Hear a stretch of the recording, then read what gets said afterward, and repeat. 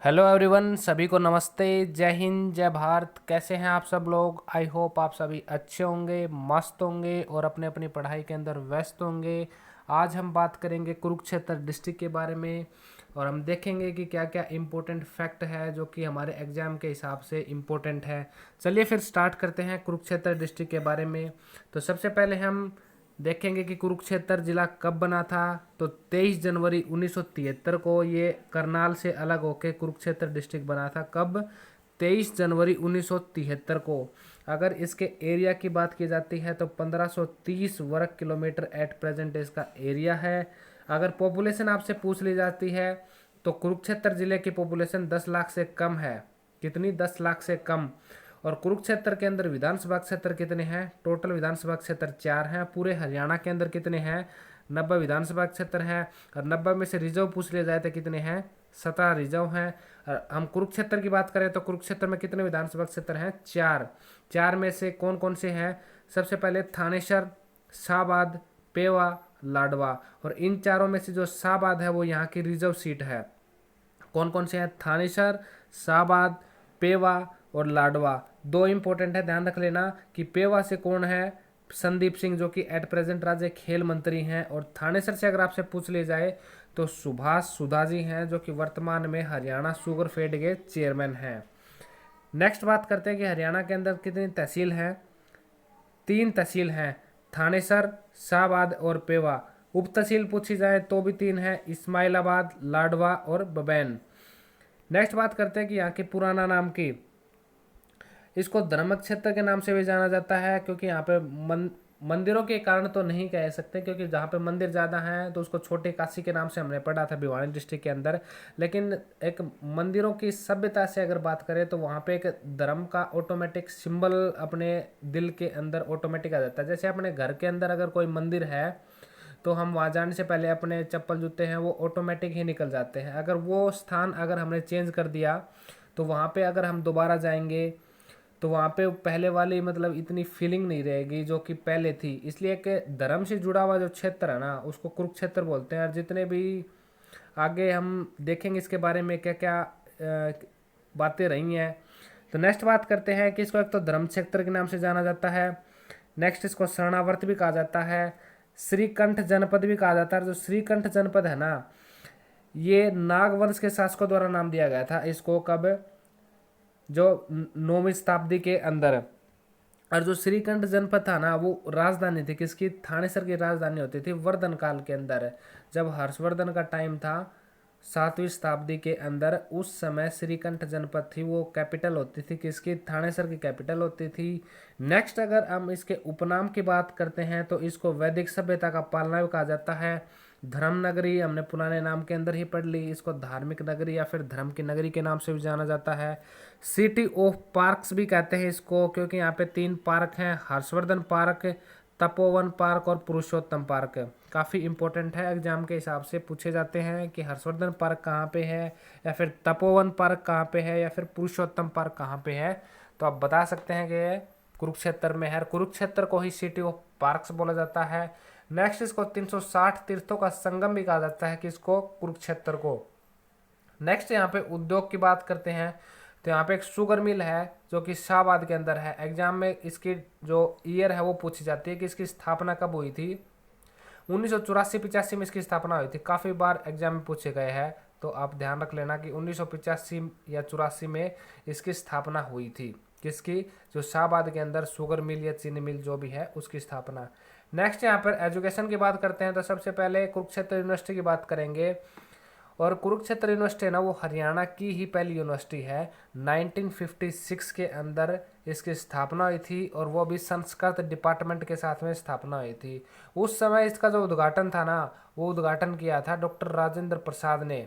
और इसके VC at present कौन है? सोमनाथ सचदेवा जी इसके वीसी हैं। और इसी यूनिवर्सिटी के अंदर एक हस्तलिखित संग्रहालय भी रखा गया है और उसको लिखा किसने था ये काफ़ी बार पूछा जाता है एग्जाम में कि जो हस्तलिखित संग्रहालय कुरुक्षेत्र यूनिवर्सिटी के अंदर रखा है वो स्थाणुदत्त शर्मा के द्वारा लिखा गया था। किसके द्वारा? स्थाणुदत्त शर्मा के द्वारा। चलिए फिर नेक्स्ट बात करते हैं कि श्री कृष्णा आयुष विश्वविद्यालय इसकी स्थापना कब हुई थी? 2018 के अंदर इसकी स्थापना हुई थी। कहाँ पे? कुरुक्षेत्र के अंदर। और ये हरियाणा के अंदर प्रथम ही आयुष विश्वविद्यालय है। और इसके वीसी अगर पूछ लिया जाए आपसे तो at present doctor Naresh Kumar हैं। पहले इसके वीसी डॉक्टर बलदेव कुमार थे, जो कि अब चेंज हो चुके हैं। तो आपको इम्पोर्टेंट फैक्ट जो भी हैं अपडेटेड डाटा के द्वारा प्रोवाइड किए जा रहे हैं। तो इसके वीसी कौन है? Doctor Naresh Kumar, vice chancellor जिसे हम बोलें। नेक्स्ट बात करते हैं NIT, national institute of technology, जो कि जिसे हम राष्ट्रीय प्रौद्योगिकी संस्थान भी कहते हैं। 2008 के अंदर इसकी स्थापना हुई थी कुरुक्षेत्र के अंदर। इसकी भी डेट पूछी जाती है कि एनआईटी की स्थापना कब हुई थी? 2008 के अंदर हुई थी हरियाणा के अंदर। नेक्स्ट बात करते हैं कुरुक्षेत्र गुरुकुल की स्थापना 1912 में हुई थी। वो भी किसने की थी? स्वामी श्रद्धानंद जी ने की थी। कब? 1912 के अंदर स्वामी श्रद्धानंद जी ने की थी। अगर यहाँ पे जवाहर नवोदय विद्यालय की बात करते हैं तो ये निवासी गांव के अंदर इसका जवाहर नवोदय विद्यालय है कुरुक्षेत्र के अंदर। नेक्स्ट अब हम मंदिर के बारे में देखेंगे यहाँ पे कौन कौन से मंदिर हैं। तो सबसे पहला और सबसे इम्पोर्टेंट मंदिर देवी को भद्रकाली मंदिर। और ये जो मंदिर है ना, ये भारत के जो 51 शक्तिपीठ है ना उनमें से एक पॉपुलर मंदिर है, जो कि हरियाणा के कुरुक्षेत्र में है। कौन सा? देवी कूप भद्रकाली मंदिर। और इसी मंदिर पर जो है कि मनोकामना पूरी हो जाती है ना तो घोड़े चढ़ाए जाते हैं। या तो वो घोड़ा मिट्टी का हो या फिर सोने का हो या फिर चांदी का हो, वो डिपेंड करता है कि आपकी क्या इकोनॉमिक कंडीशन है। उस हिसाब से ज़रूरी नहीं कि आपको सोने का चढ़ाना है या फिर आपको चांदी का चढ़ाना हो। मन में एक आस्था होनी चाहिए कि जब आपकी मनोकामना पूरी हो जाती है तो आप चांदी का चढ़ाएं, सोने का चढ़ाएं या फिर मिट्टी का चढ़ाएं। और यहीं पर माता सती का जो दाएं टकना गिरा था ना, भारत के जो 51 शक्तिपीठ थे, कहा जाता है कि जो 51 अलग अलग जगह माता सती के अंग गिरे थे, तो यहाँ पे हरियाणा के कुरुक्षेत्र में माता सती जो थी उसके दायां पैर का टखना गिरा था और उसी जगह देवी कूप भद्रकाली मंदिर बना था। नेक्स्ट बात करते हैं लक्ष्मी नारायण मंदिर, काफ़ी इंपॉर्टेंट है। नारायण मंदिर ये भी कुरुक्षेत्र के अंदर है। बिड़ला मंदिर की बात करते हैं तो बिड़ला मंदिर के अंदर जो गीता के सभी श्लोक है ना, वो मंदिर की दीवारों पे आपको देखने को मिलेंगे कि वहाँ पर हर दीवार पे श्लोक लिखे हुए मिलेंगे। और इस मंदिर का निर्माण जुगल किशोर ने करवाया था 1955 के अंदर। 1955 के अंदर एग्जाम में आपसे पूछा जाएगा कि जुगल किशोर ने निर्माण कब करवाया था बिड़ला मंदिर का? 1955 के अंदर। चलिए फिर नेक्स्ट बात करते हैं कार्तिकेय मंदिर की। उसके बाद है चंद्रकूप मंदिर। जो चंद्रकूप मंदिर है उसका निर्माण युधिष्ठिर ने करवाया था। सर्वेश्वर महादेव मंदिर है उसका निर्माण बाबा श्रवणनाथ के द्वारा करवाया गया था। अदिति मंदिर अमीन गांव कुरुक्षेत्र के अंदर पड़ता, वहाँ पे है। मार्कंडेश्वर मंदिर भी यहीं पे है। स्थानेश्वर मंदिर, जो स्थानेश्वर मंदिर है ना उसको नष्ट कर दिया था महमूद गजनवी ने। उसको निर्माण किसने करवाया था? सबसे पहले उसका निर्माण तो पुष्यभूति ने करवाया था, लेकिन उसको नष्ट किसने किया? महमूद गजनवी ने।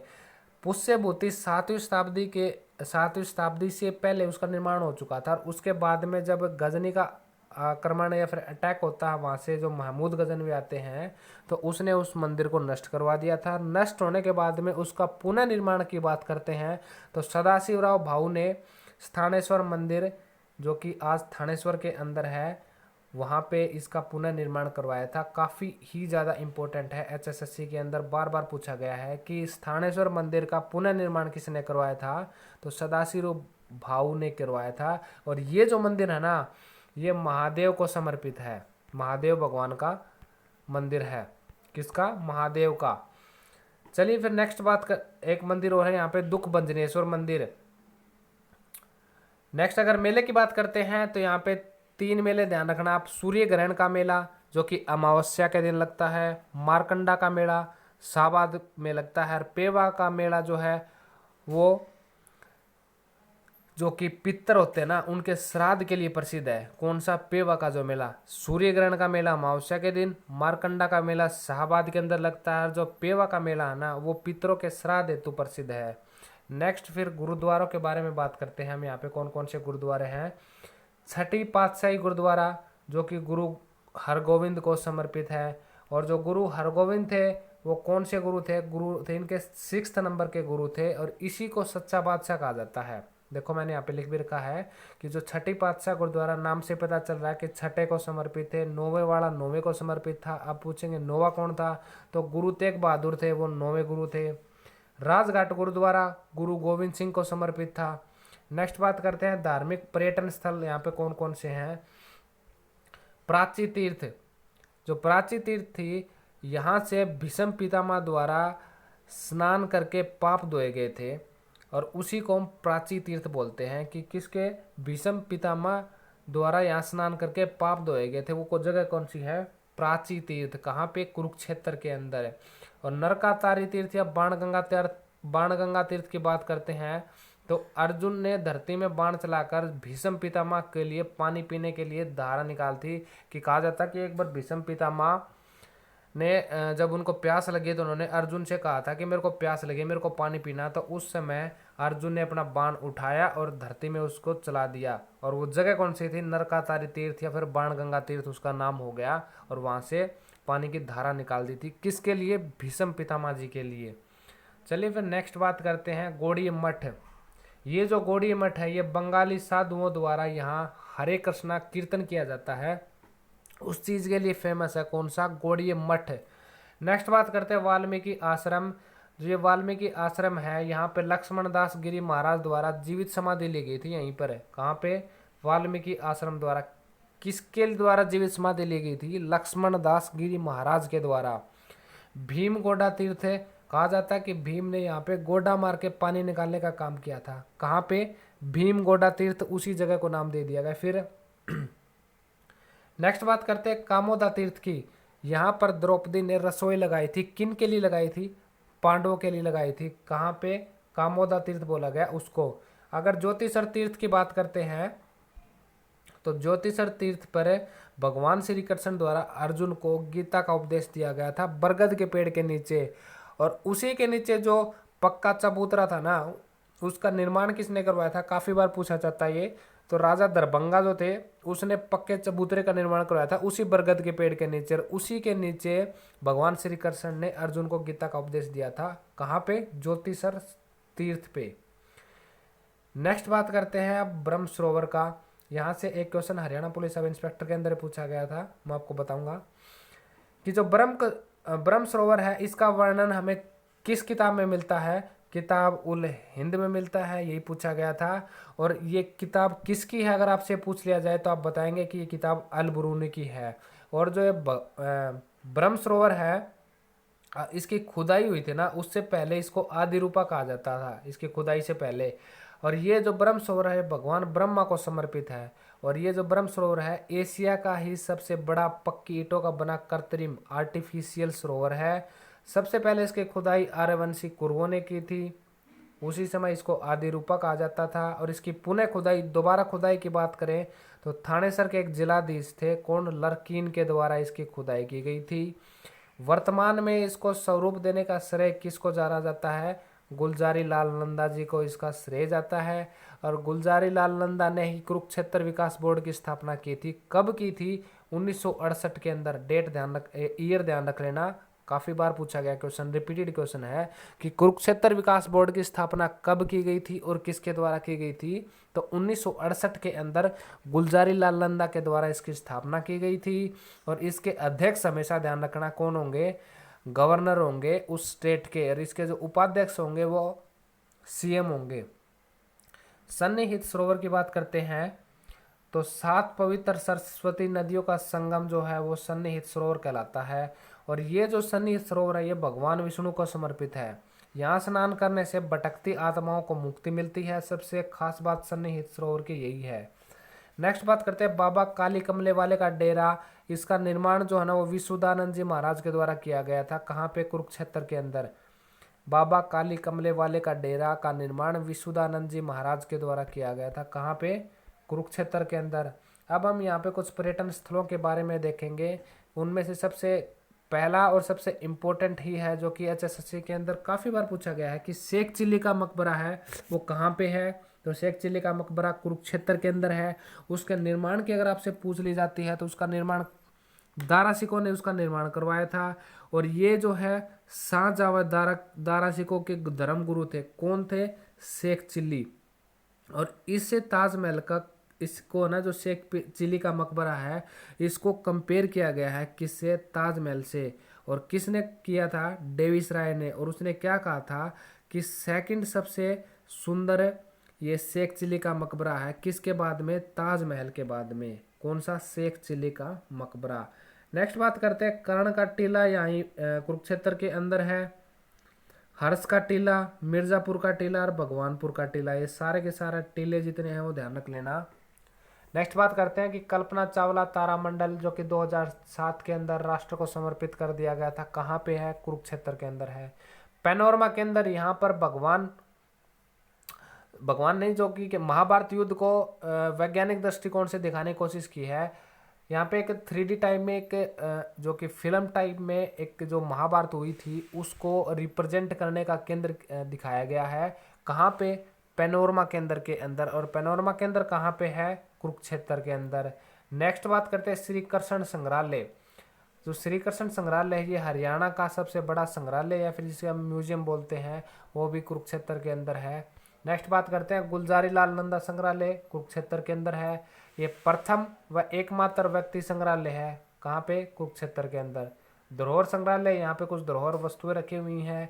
नीलकंठी धाम, वो भी कुरुक्षेत्र के अंदर है। पैराकीट, ये पीपली के अंदर है, नेशनल हाईवे नंबर 44 पर, और पैराकीट पीपली के अंदर है।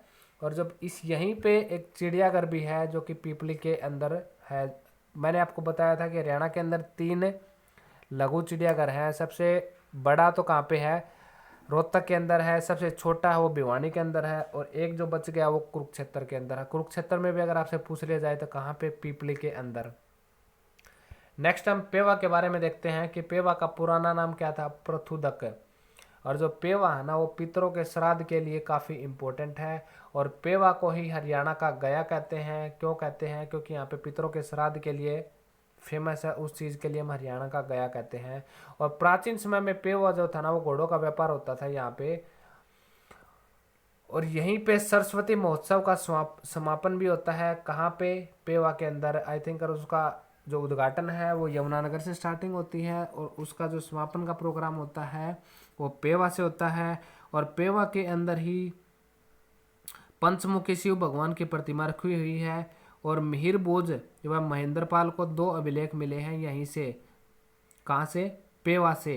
और अगर मिहिर बोझ, मैंने बताया कि प्राचीन समय में जो पेवा के अंदर जो घोड़ों का व्यापार होता था ना वो कौन से राजा के समय में होता था, वो मिहिर बोझ के समय में होता था। कहाँ पर, पेवा में।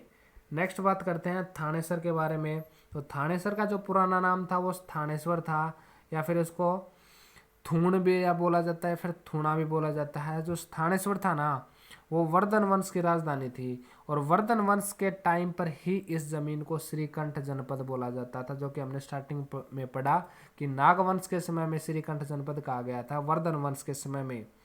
नेक्स्ट बात करते हैं व्यक्तित्व के बारे में कि सबसे पहले जो ऋतु रानी है वो उनका संबंध शाहबाद से है और ये पूर्व भारतीय महिला कप्तान भी रह चुकी हैं। रानी रामपाल की अगर देखें बातें तो भारतीय महिला हॉकी की कैप्टन है ये, कौन, रानी रामपाल।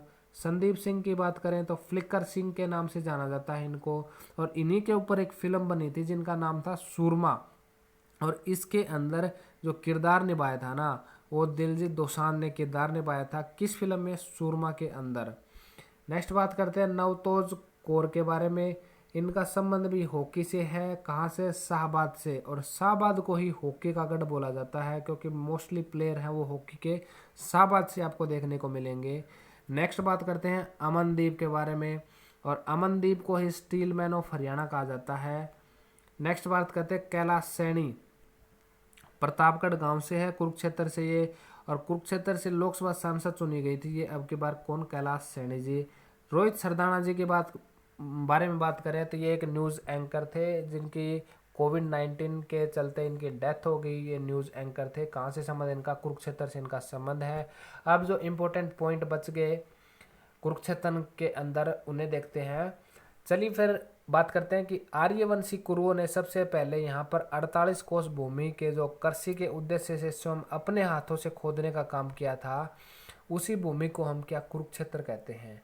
और जो महाभारत का प्रसिद्ध युद्ध हुआ था किन के बीच? कौरवों और पांडवों के बीच 18 दिन तक कुरुक्षेत्र के अंदर लड़ा गया था ये युद्ध। और जो महाभारत है वो विश्व का सबसे बड़ा महाकाव्य है और इसी को हम जय संहिता के नाम से भी जाना जाते हैं।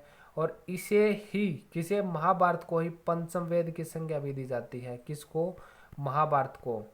और महाभारत की रचना जो है वो महर्षि वेदव्यास जी के द्वारा संस्कृत भाषा में सरस्वती नदी के किनारे बैठकर गणेश जी से लेखन करवाया था। किस चीज़ का? महाभारत का। और हरियाणा के अंदर सबसे ज़्यादा पर्यटन स्थलों की अगर बात करते हैं तो वो डिस्ट्रिक्ट कुरुक्षेत्र ही है, जिसके अंदर पर्यटन स्थल धार्मिक के नाम से भी और पर्यटन स्थल भी सबसे ज़्यादा कहाँ पे हैं? कुरुक्षेत्र के अंदर।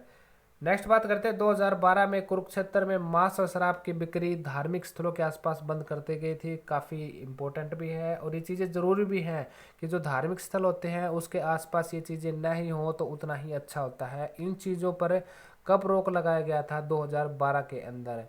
और यहीं पे एक कुक्कुट रोग जांच प्रयोगशाला है कुत्तों की, जिसकी स्थापना 1988 या फिर 89 में की गई थी। आपको एक ही ऑप्शन देखने को मिलेगा ऑप्शन में, या तो 88 मिलेगा या फिर 89, या फिर आपको दोनों ऐसे मिलेंगे कि 88-89 में, 85-86 में ऐसे मिलेगा। कुक्कुट रोग जांच प्रयोगशाला। नेक्स्ट बात करते हैं कि यहाँ पर पर्यावरण न्यायालय भी है। कहाँ पे? कुरुक्षेत्र के अंदर। और यहीं पर कलोनल सफेदा संवर्धन केंद्र स्थित है। कहाँ पे? सोठी कला गांव है जो कि कुरुक्षेत्र के अंदर काफ़ी इंपॉर्टेंट है, एग्जाम में काफ़ी बार पूछा गया है कि कलोनल सफेदा संवर्धन केंद्र कहाँ स्थित है? सोठी कला गांव जो कि कुरुक्षेत्र में है, वहाँ पे कलोनल सफेदा संवर्धन केंद्र स्थित है। नेक्स्ट और लास्ट इंपॉर्टेंट फैक्टर देखेंगे हम कि हरियाणा का जो प्रथम वाईफाई हॉटस्पॉट गाँव कौन सा है? गोमथला गड्डू, जो कि हरियाणा का प्रथम वाईफाई हॉटस्पॉट गांव है। कौन सा? गोमथला गड्डू। तो यहाँ पे चल के हमारा कुरुक्षेत्र डिस्ट्रिक्ट कंप्लीट होता है। और आपको कैसा लगा कुरुक्षेत्र डिस्ट्रिक्ट के बारे में पढ़ के? आपने कुछ नई चीज़ें भी सीखी होंगी और आपने जो कुरुक्षेत्र डिस्ट्रिक्ट है वो पहले भी कहीं ना कहीं से तो पढ़ा होगा। आपको क्या कुछ नया सीखने को मिला वो हमें कमेंट करके ज़रूर बताएं। और ऐसे ही अपने ज्ञान को थोड़ा थोड़ा करके बूस्टअप करते रहें। और हमारा सीईटी एग्ज़ाम भी आने वाला है, तो धीरे धीरे करके हम ऐसे पहले डिस्ट्रिक्ट कवर करेंगे और उसके बाद में फिर हम हरियाणा की हिस्ट्री, पॉलिटी और जितना मिसलेनियस पार्ट रह गया उसको देखेंगे। तो चलिए फिर ऐसे ही मुलाकात करते हैं किसी नेक्स्ट डिस्ट्रिक्ट के साथ में। तब तक के लिए अपना प्यार यूं ही बनाए रखें और मिलते हैं फिर नेक्स्ट डिस्ट्रिक्ट के बारे में देखेंगे क्या क्या इम्पोर्टेंट फैक्ट हैं। चलिए फिर, गुड नाइट सभी को, लव यू, जय हिंद, जय भारत।